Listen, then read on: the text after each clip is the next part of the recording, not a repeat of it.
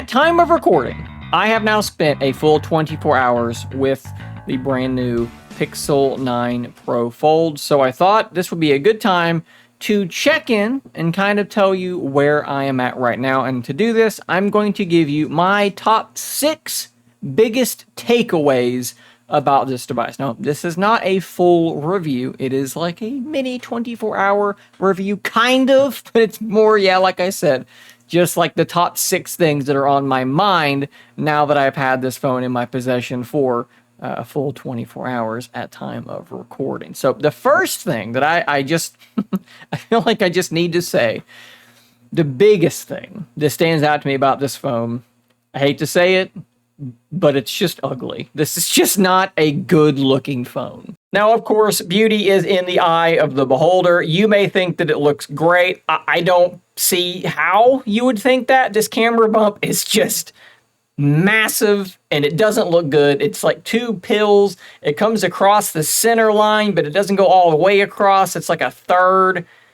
It's huge. To me, it is obviously a step back from the original Pixel Fold. This phone, to me, looks so much better. And some of it is my Lovelady brand leather skin, which I've pre-ordered one for this phone. That's going to help potentially. But I just feel like this is such a better looking phone. And unfortunately, when you flip the thing over, it doesn't really get a whole lot better because you do have, and look, I'm not typically, let me move my microphone back here so I'm not yelling at you. I'm not typically a big bezel person. I don't normally like bang on about bezels. In fact, I usually like there to be a little bit of a bezel. But in this instance, the fact that there is so much space on this one side combined with how big the bezel is around the thing just doesn't look great. I don't know why, but there's something about the new Pixel that it bothers me more than it did on the old Pixel. And I can't really work out why that is because they look very, very similar. But for some reason, it bothers me more on the new Pixel. And maybe it's because the new Pixel reminds me of the OnePlus Open. And when you compare these two, there is a clear, obvious winner in that department. There's enough of a bezel on this that it doesn't get me accidental presses. Like sometimes you can reach up and, the fat of your thumb kind of presses something. I don't really have that happening on the OnePlus Open. So there's enough of a bezel there, but it's also, oh, that was too far. But it's also small enough that it looks, I think, quite good. And then, of course, you've got a device like the Z Fold 6. Mine is turned off, so it's powering on. And I think that the Z Fold 6 from the front perspective probably looks better than any of these other foldables. If not, the OnePlus Open is right there with it. And you gotta say that the Pixel 9 Pro Fold is in last place when it comes to just the appearance of this cover display. Now, like I mentioned in my unboxing video, the fact that you have all of this unused space here comes in handy when you open the device up, because that unused space is used on the inside, if that makes any sense, right? So if the device is this wide, but the screen is only this wide, that's annoying on the cover display, but when you open it, you do get that extra width inside. And that's good. This screen is gargantuan. It's massive, and I actually really do like that. But I cannot sit here and tell you that I think that this is a good-looking phone. I don't think that this is a good-looking phone. And then there's one more problem that I kind of want to tie into this. It's a pretty darn tall phone, right? Like I've told you guys for a while that I'm a big fan of the original Pixel Fold, and a big part of that is because I can reach to basically the top of the screen with one hand. And people always say to me, you can do gestures or whatever to get to the notification shade on other phones, but that's not the only thing that's up there. People don't seem to understand that when you go into different applications, every app has something up at the top of the screen, and I have to be able to reach up there and get to it, right? And it's easier when the screen is shorter. When the screen is this tall, it becomes much more difficult to do that same thing. Look how much further away that is. I have to shift my grip much, much further to get to those UI elements. Now, typically, I would say, whatever, I'm just going to get used to using a one-handed mode. For some reason, this phone does not have the one-handed mode. It's just not there. So It's as tall as like a normal large phone, which I don't love, and there's no one-handed mode. If I'm doing the exact same thing here, I just swipe down and now I can reach it, right? Like I just would want to do that. That's what I would prefer doing, but I can't. Looking at my phone screen being captured here directly, one of the things I was really worried about when you were going from the original Pixel Fold, which does have a landscape view when you open it up, meaning it's wider than it is tall, to a device like this, which as you can see here next to me, is taller than it is wide. I was concerned that we would lose the tablet interface in a lot of applications. Now, luckily, I was able to report to you guys before this device was actually launched that most apps from Google would forego their normal behavior and give you the tablet view. And I can kind of show you what I mean. So let's just jump into YouTube Music because it's right there. And we'll open up a song, and what you can see here is the song on the left and then my up next on the right, or lyrics on the right, whatever you want to do.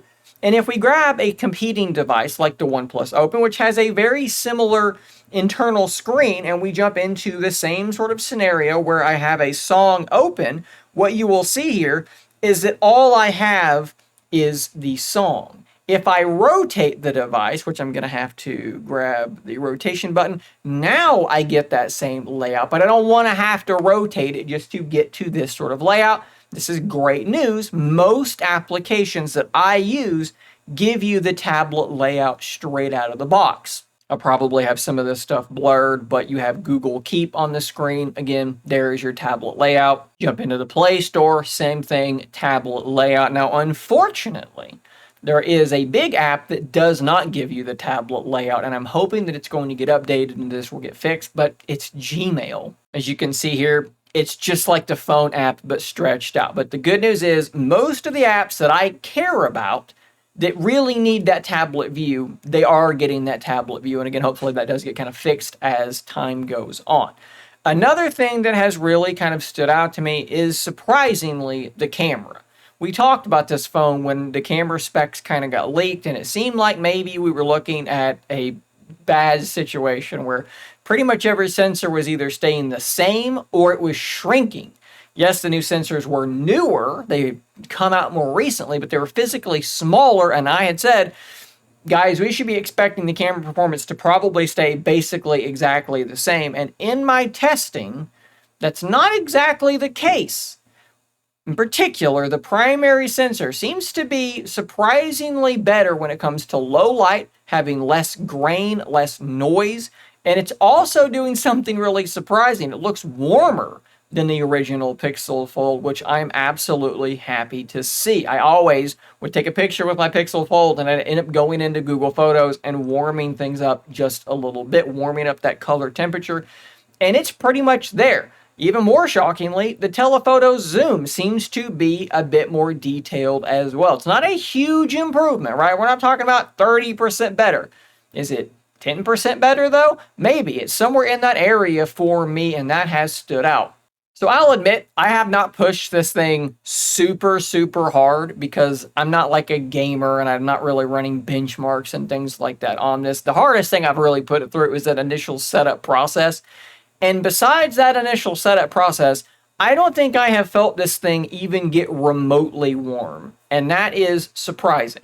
Now, look, my original Pixel Fold has only truly overheated one time. And what I mean by overheated is I was outside, it was like 90-something degrees. I was on a long walk taking pictures of birds. So I had my camera open for a while, and I had a pop-up that said it was too hot to run the camera, and it closed the camera, and then it immediately let me open it back up. I guess I was right on that threshold.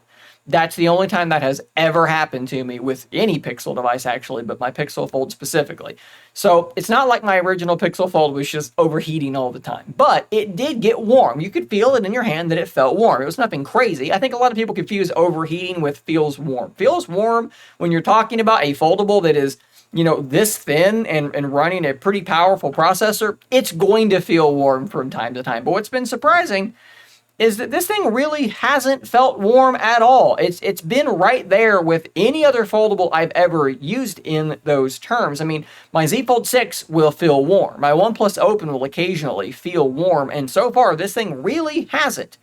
So there's a vapor chamber in this thing. And it seems like maybe that is really, really helping. Again, I don't push things super hard. So I'm not telling you, you can't make it overheat. Of course you can. You can make any of these devices overheat. But I have noticed things are not quite as warm as they used to be. And the last thing that has really stood out to me is regarding the hinge. This hinge does feel better. Okay, so I talked about this in my unboxing. But when you go to open this thing, there's sort of a little bit of pressure holding it together. But then once it opens, once it gets past the magnet, it's nice and easy for that, just that small amount. And then you have a really continuous amount of pressure all the way till about right here. And then it goes the rest of the way. And with no pressure at all, it is absolutely as flat as can be. It's as flat as any foldable that I have. And that is a good thing, right? So I talked about my replacement Pixel Fold being able to fold flat a bit more easily as time has gone by. This is kind of where it wants to stay at now. It's not, wildly bent, but it's definitely not flat. Now I can apply just a tiny bit of pressure and then it becomes flat. So it's not like a huge issue. But more often than not, when I'm using this device, it kind of is like this, and you just kind of get used to that. But with this new one, that's not really a thing at all anymore. With no additional pressure at all, this thing is just absolutely flat. Now, I will say that the crease looks, sorry, my screen's dirty. The crease looks exactly the same as the other Pixel Fold. Like, they've not really adjusted that at all. But I will say again that hinge feels nice and stiff. It can sit in whatever posture you want. But I like the fact that it lets go and almost snaps flat. That's a good thing. Kind of reminds me of the OnePlus Open, and yeah, that's a good thing. I'm going to have a lot more to say about this phone, but it's probably going to take me around a week to really have a true review of this device. But for right now, a day in, those are the 6 things that are really standing out to me. If you've had the phone as well, tell me what's been standing out to you as well in those comments down below. Thanks for watching. Subscribe for more content like this, and until next time, stay nerdy, my friends.